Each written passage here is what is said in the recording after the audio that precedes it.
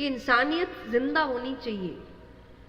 और आज आप रखेंगे तो आपके बच्चों के लिए एक अच्छा समाज रहेगा। वरना फिर आज के माँ बाप यही सोच रहे हमारे बच्चों का होगा क्या। जिस तरीके से दुनिया चल रही है वो कैसी दुनिया में पैदा होने वाले हैं पता नहीं, लेकिन उस दुनिया को कैसा बनाना है ये आप पे निर्भर करता है।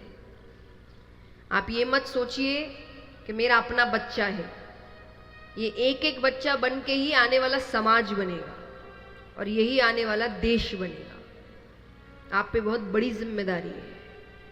आप आने वाले समाज को तैयार कर रहे हैं, वो अच्छा होना चाहिए। तो दूसरा लक्षण है दया। तीसरा लक्षण है पवित्रता। खुद पवित्र रहें, घर को पवित्र रखें। जितनी साफ सफाई होगी उस घर में उतनी लक्ष्मी आएगी, जितनी गंदगी होगी उस घर में उतनी दरिद्रता आएगी। तो अपने घर को साफ सुथरा रखें। चौथा लक्षण है तपश्चर्या। चलिए बाहर से तो हम चमक ही रहे हैं, मन उतना ही गंदा, वाणी उतनी ही गंदी, विचार उतने ही गंदे। किसी को कुछ बोलने से पहले 100 बार सोचिए, और 100 बार नहीं सोचना तो एक बार इतना ही सोच लो कि जो भी बोलने जा रहे हैं वही अगर किसी ने हमसे कहा हमें कैसा लगेगा। और अगर आपको लगे मुझे अच्छा नहीं लगेगा तो सामने वाले को भी मत बोलना। क्योंकि थप्पड़ अमीर को मारो कि गरीब को, लगता दोनों को ही जोर से। ऐसा नहीं एक को जोर की लगती, एक का तो आदत है। हम गुस्सा उसी पे निकाल रहे हैं आज। अच्छा एक बात बताइए, यहां कितने हैं जिनको लगता है उनको बहुत गुस्सा आता है? हाथ उठाओ। जिनको लगता है हमें दिक्कत है, हमें बहुत गुस्सा आ जाता है, हाथ उठाओ। माफ करिएगा पर यह दुनिया का सबसे बड़ा झूठ है। ऐसा कुछ नहीं है, क्योंकि जिसको गुस्सा आता है ना उसको सब पे आएगा। व्यक्ति आदमी देख के गुस्सा लाता है। जहां उसको लगा मेरे से कोई ज्यादा बड़ा है, ये मेरी हालत खराब कर देगा, मेरे काम को खराब कर सकता है, मेरे भविष्य को खराब कर सकता, व्यक्ति चुपचाप खड़ा रहेगा वहां पे। जहां उसको लगा मेरे सामने कोई मेरे से कमजोर है या मेरा अपना है, वहां वो जी भर के गुस्सा करता है। और फिर क्या कहेगा? तुम्हारे सामने नहीं तो किसके सामने करे? ये बोल बोल के तो अपनों की इतनी धज्जियां उड़ाई हमने जिसका हद नहीं।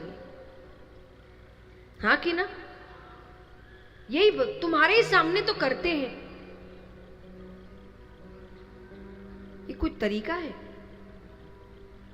कि आप बाहर वालों के सामने इतना विचार रख रहे, क्या बोलूं नहीं बोलूं, इसको क्या लगेगा, और परिवार के बारे में सोच ही नहीं रहे, उनकी खुलेआम बेइज्जती कर रहे। और फिर अंत में जब वो गुस्सा शांत हो जाता है तो कहते हैं यही तो प्यार है। नहीं चाहिए, हमको बाहर वाला प्यार चाहिए जिसमें सम्मान है, जिसमें व्यक्ति सोच रहा है दूसरे के बारे में। तो अपनों को ही खुश नहीं रखा तो क्या करोगे बाहर वालों को खुश रख के? आपके अपने रो रहे हैं घर पे और आप बाहर वालों को सम्मान पे सम्मान दिए जा रहे हैं। तो पहली जिम्मेदारी घर वालों के लिए बनती है। दुनिया रूठ जाए तो रूठ जाए, परिवार नहीं रूठना चाहिए, उनका ध्यान रखिए। और सोच के बोलने का मतलब ये नहीं कि आप उसके सामने छुपाइए या उससे डरिए।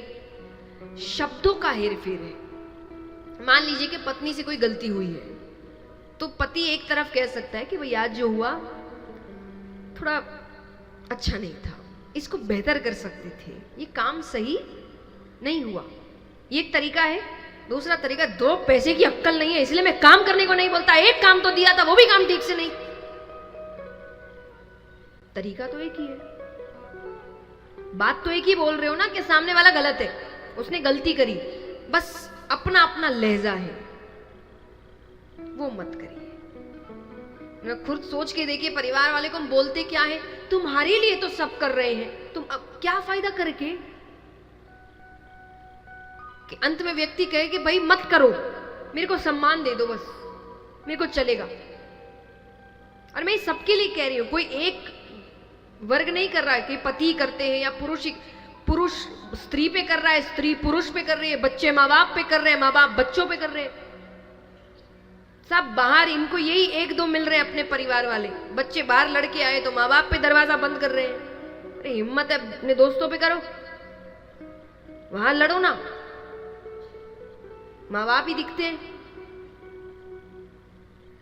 तो मत करिए। सबसे पहले खुश किसको रखना है आपको? परिवार को। माँ बाप भी ध्यान दे, माँ बाप भी तो बाहर का गुस्सा बच्चों पे उतार रहे हैं, उनकी क्या गलती?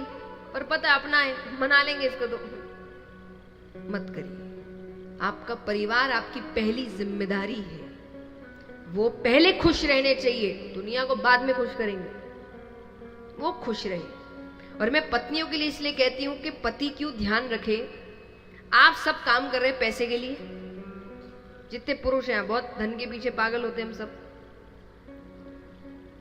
धन किससे मिलता है? लक्ष्मी। पत्नियों को घर की क्या कहते हैं? आपकी लक्ष्मी घर में रो रही है, आपको लगता है लक्ष्मी उस घर में आएगी, तो आपको धन चाहिए, पत्नियों को खुश रखो। ये सच्ची बात कह रही हूं मैं। वो जितना हंसेगी, वो जितना खुश रहेगी, उस घर में उतना पैसा आएगा। ये मैं यहां भी कहूंगी कि आप भी खुश रहने की कोशिश, मुश्किल है लेकिन करिए, अपने घर के लिए करिए। आप जितना हंसते खेलते रहेंगे उतना, जितना आप चिड़चिड़ करते रहेंगे दिन भर, उतना खराब है, तो मत करिए। अपनी खुशी भी ढूंढिए। सिर्फ पूरे त्याग की मूर्ति बनने की जरूरत नहीं है, है ना? क्योंकि हो के कुछ मिल नहीं रहा। ये सब करने के बाद भी बच्चा अंत में यही कहता है, मम्मी दिन भर चिड़चिड़ करती रहती है। पापा ठीक है, कौन बताए मम्मी सब छोड़ के बैठ गई, परिवार के लिए सब त्याग दिया, इसलिए वो गुस्सा अंदर है ना, और इसलिए वो निकलता भी है, मैंने तुम्हारे लिए ये किया है, मैंने ये किया है, मैंने वो बच्चे को नहीं सुना रही है, और उसके अंदर का दुख, वो तकलीफ बाहर निकल रहा है। क्या हो गया करके फिर? और एक बात बताइए, आज जब लोग बताते हैं मेरी माँ ने इतना त्याग किया, यहां जितनी माएं बैठी हैं जिन्होंने अपने जीवन में त्याग किए होंगे, आप में से कोई भी चाहता है आपने जो जीवन जिया वो आपका बच्चा जिए? मतलब गलत था। अगर सही होता तो आज सब चाहते कि वही जीवन, मतलब कहीं ना कहीं कुछ गलत था। बस इतना ही बताना मेरा काम है। तो इतना भी आप त्याग की मूर्ति मत बनिए कि बनने के बाद आपके रिश्ते ही ठीक नहीं रहे। आप खुश रहेंगे तो लोगों को खुश रख सकेंगे। आप खुश नहीं है तो आप कितना ही कोशिश कर लीजिए, आप खुश नहीं रख सकते। तो जितना हंसते खेलते रहेंगे घर में उतनी लक्ष्मी आएगी। और 5वां लक्षण है तितीक्षा। भगवान जो भी दे प्रसाद समझकर ग्रहण कर।